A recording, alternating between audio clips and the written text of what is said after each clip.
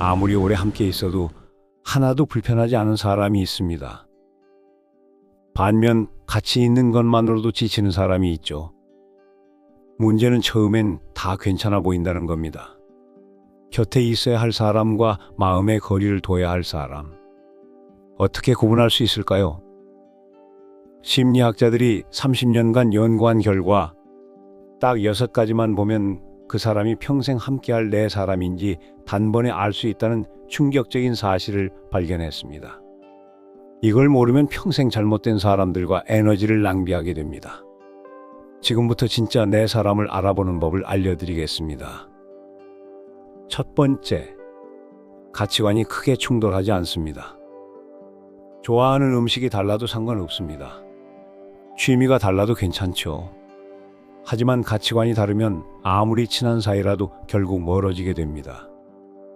공자가 말했습니다. 길이 다른 사람과는 함께 걸을 수 없다. 예를 들어 보겠습니다. 한 사람은 돈보다 행복이 중요하다고 생각합니다. 다른 사람은 돈이 곧 행복이라고 생각하죠. 처음엔 별 문제가 없습니다. 하지만 시간이 지나면서 한 명은 돈벌 궁리만 하지 말고 마음의 여유도 좀 가져라고 합니다. 다른 한 명은 돈 없이 어떻게 여유를 부려? 라고 맞받아치죠.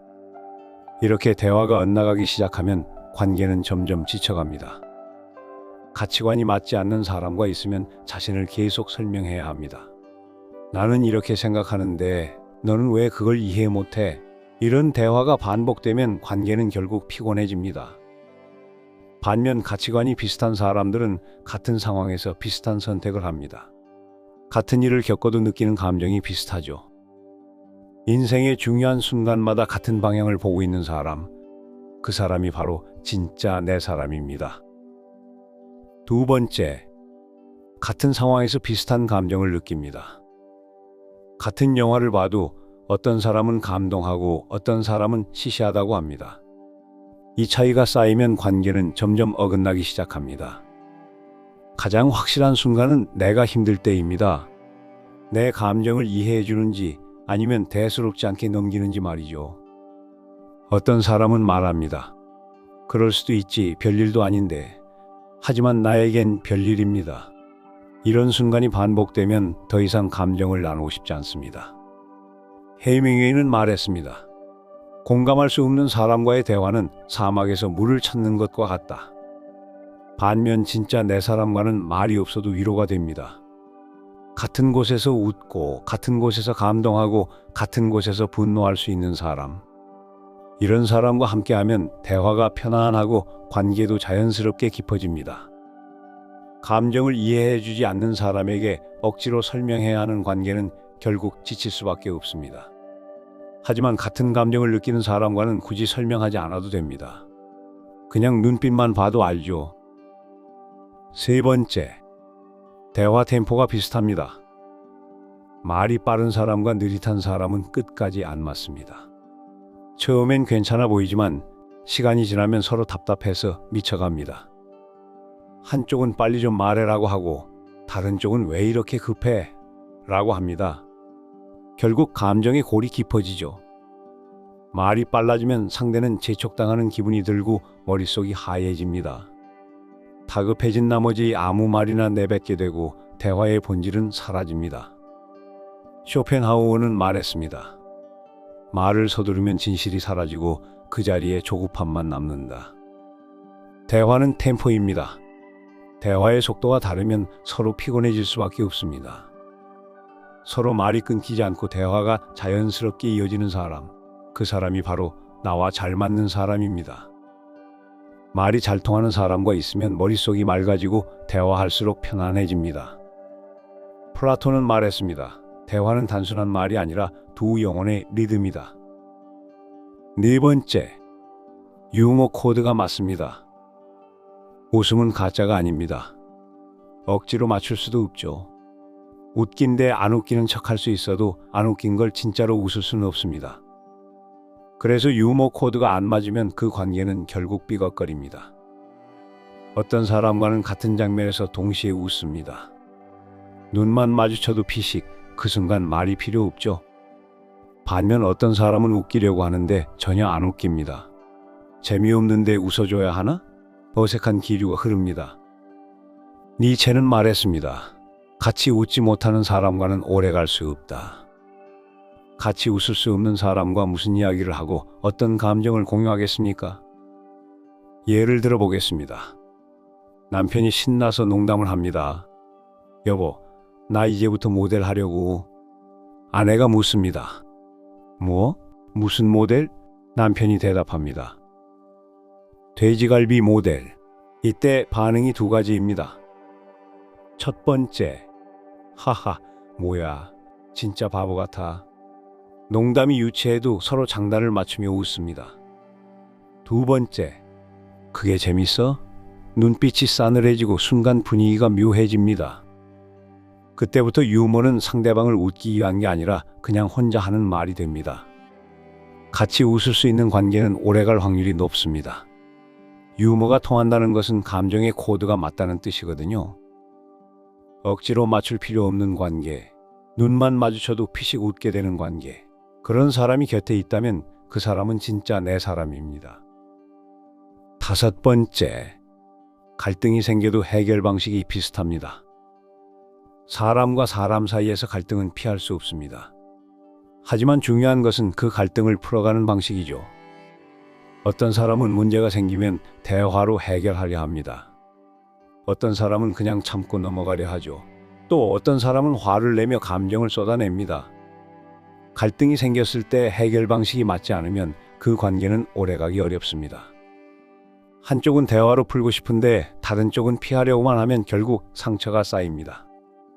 한쪽은 조용히 해결하고 싶은데 다른 쪽은 감정을 쏟아내면 그 순간부터 대화가 아니라 감정 싸움이 됩니다. 니체는 말했습니다. 갈등은 피할 수 없다. 그러나 같은 방식으로 풀 수 있다면 그 관계는 오래간다. 어떤 관계든 언젠가 싸우고 다툽니다. 하지만 문제는 다툼이 아닙니다. 싸운 후에 어떻게 해결하느냐가 그 관계의 방향을 결정합니다. 갈등을 해결하는 방식이 다르면 결국 둘 중 하나는 참거나 포기하거나 폭발하게 됩니다. 반면 같은 방식으로 문제를 해결할 수 있는 사람과는 갈등이 오히려 관계를 더 단단하게 만듭니다. 같은 문제로 다투더라도 비슷한 방식으로 해결할 수 있는 사람, 감정이 아닌 이해로 대화를 이어갈 수 있는 사람, 그 사람이 바로 진짜 내 사람입니다. 여섯 번째, 침묵이 어색하지 않습니다. 어떤 사람과 함께 있으면 말이 끊길 때마다 어색해집니다. 무슨 말이라도 해야 할 것 같고 머릿속에서 대화 주제를 쥐어짜게 되죠. 하지만 어떤 사람과 함께 있으면 굳이 말을 하지 않아도 편안합니다. 같은 공간에 있어도 부담이 없고 조용해도 불편하지 않습니다.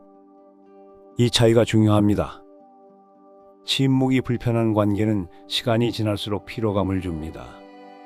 반면 침묵이 편한 관계는 그 자체로 안정감을 줍니다. 철학자 장폴 사르트르는 말했습니다. 불안한 관계일수록 침묵이 아니라 소음이 채운다. 같이 있는데도 끊임없이 무언가를 말해야 한다면 그것은 관계가 아니라 서로를 지켜보는 시험일지 모릅니다. 반대로 침묵이 편한 사람과 함께하면 불필요한 말을 할 필요가 없습니다. 서로 핸드폰을 보고 있어도 각자 할 일을 하고 있어도 아무런 부담이 없습니다. 예를 들어 보겠습니다. 한 부부가 주말 아침 각자 책을 읽으며 커피를 마십니다. 아무 말 없이 각자 시간을 보내지만 어색하지 않고 오히려 편안합니다. 이런 관계는 서로의 존재만으로도 안정감을 주는 관계입니다. 침묵이 불편한 관계에서는 대화를 끊기지 않게 유지하려고 노력해야 합니다.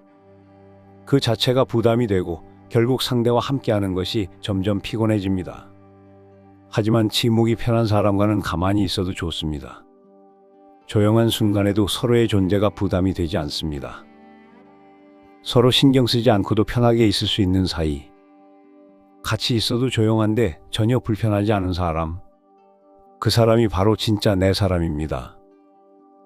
마지막으로 여러분께 꼭 드리고 싶은 말씀이 있습니다. 우리는 살아가면서 수많은 사람을 만나지만 결국 남는 사람은 많지 않습니다. 부모, 자식, 친구까지 포함해서 진심으로 나를 이해해 주는 사람, 딱 3명만 있으면 충분합니다. 누군가와 오래 알고 지냈다고 해서 평생 함께 할 수 있는 건 아닙니다. 하지만 반대로 진짜 내 사람은 시간이 흘러도 변하지 않습니다. 애써 맞추지 않아도 편안하고 침묵 속에서도 어색하지 않고 어떤 순간에도 서로를 그대로 받아들일 수 있는 사람. 그런 사람 곁에 있다면 그게 바로 인생의 가장 큰 복입니다. 너무 많은 관계에 에너지를 쏟지 않아도 괜찮습니다. 진짜 내 사람 그 몇 명만으로 삶은 충분히 따뜻해집니다. 여러분 곁에는 그런 사람이 있나요? 그리고 여러분도 누군가에게 그런 사람이 되어주고 있으신지요? 살면서 나를 알아주는 단 세 사람. 그 사람들과 함께라면 그것만으로도 인생은 충분히 아름답습니다. 앞으로도 당신에게 작은 쉼과 큰 용기를 드리고 싶습니다. 우리 조용하지만 단단하게 함께 걸어나가요. 지금까지 쉬다였습니다.